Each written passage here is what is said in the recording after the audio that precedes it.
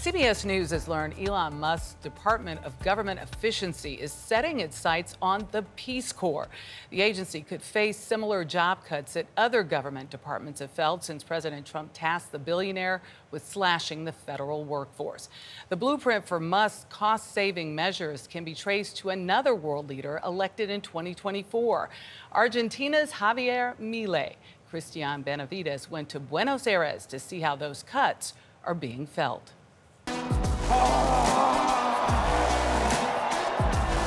This is the chainsaw for bureaucracy. When Elon Musk held this chainsaw to a raucous crowd at the Conservative Political Action Conference this year, it was Argentina's Javier Milei who gifted him the stage prop.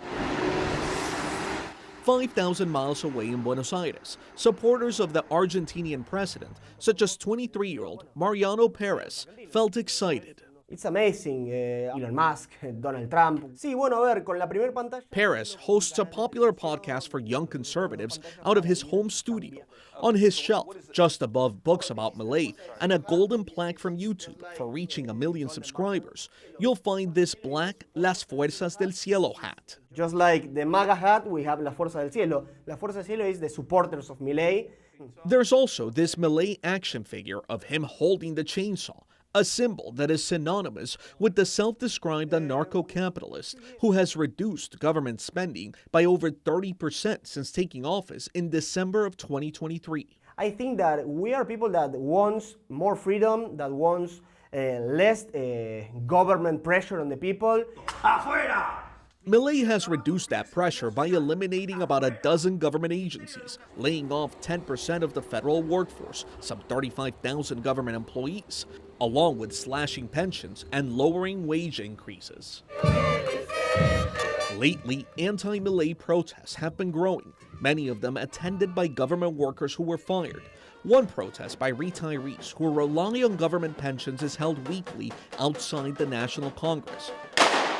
More recently, it has started to turn violent, including while we were in Buenos Aires. Protesters launched projectiles at riot police, who responded with force. These protests taking place every Wednesday, mainly by retirees, people who receive pensions that have been cut by the government.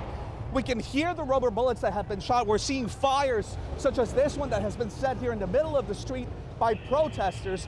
We briefly met Francis, a protester. When the people that support Milei say he's lowering inflation, he's getting rid of trimming the fat in the government. What he say, nothing is true. They don't have any commitment to the rules. Martín Lustó is a former Argentinian ambassador to the U.S. who now serves in the Argentinian Senate and is the head of the Unión Cívica Radical, a center-left political party that opposes Milei. There's no precision in the cuts. No. That's the reason why it's a chainsaw and not a scalpel. So it's a big chainsaw that doesn't matter whether it's cutting bits of the government that are very good and important for the president in the future or parts that we need to do away with. This style of gutting the government is something Elon Musk and President Trump have praised and started to emulate. We'll make Argentina great again. You know, MAGA, he's a MAGA person. You've done a fantastic job in a very short period of time. It's an honor to have you here.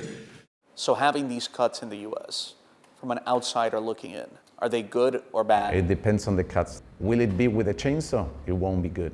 Among the many agencies eliminated in Argentina, the Ministries of Science, Education, Transportation, along with Environment and Sustainable Development. Government data shows Milei's chainsaw approach has brought down Argentina's hyperinflation. The Argentinian peso is stronger and now stable, but that strength has made life more expensive, particularly for the poorest in Argentina. Empeoró las cosas. Things have gotten worse, Noemi Ledesma told us. She is now relying on a food bank to feed her family. Nos alcanzaba la plata. Before our money was enough, she added. Last year, Milei targeted soup kitchens that received government aid, claiming there was corruption. Like Trump, Milei has done most of the cuts by executive order. Also like Trump, Milei has openly promoted speculative cryptocurrencies. In Milei's case, the crypto coin Libra collapsed and left investors holding the bag to the tune of $250 million. Milei admitted he posted about the coin without properly vetting the details. Junco Rojas is a former undersecretary for international trade. He helped shape some of the reforms now implemented by the Milei administration.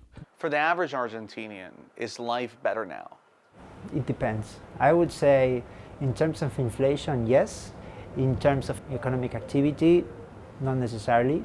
Rojas is also cautious about implementing the chainsaw approach in the U.S., highlighting the two economies are vastly different.